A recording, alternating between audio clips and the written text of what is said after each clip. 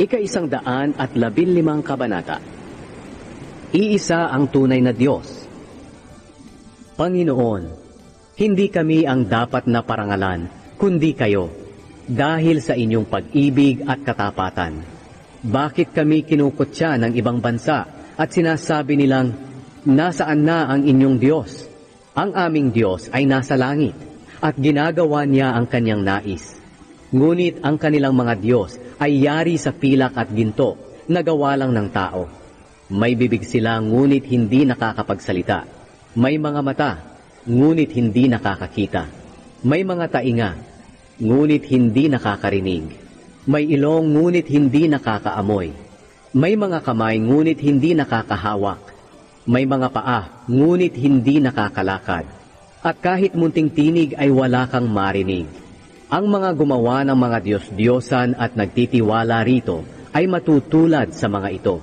Kayong mga mamamayan ng Israel at kayong mga angkan ni Aaron, magtiwala kayo sa Panginoon. Siya ang tutulong at mag-iingat sa inyo. Kayong mga may takot sa Panginoon, magtiwala kayo sa Kanya. Siya ang tutulong at mag-iingat sa inyo. Hindi tayo kinakalimutan ng Panginoon. Pagpapalain niya ang mga mamamayan ng Israel at ang mga angkan ni Aaron.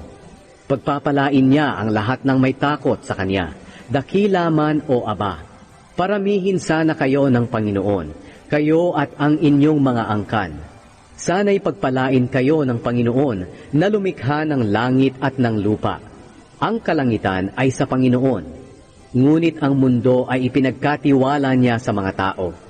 Ang mga patay ay hindi na makakapagpuri sa Panginoon dahil sila ay nananahimik na. Tayong mga buhay ang dapat magpuri sa Panginoon ngayon at magpakailanman. Purihin ang Panginoon.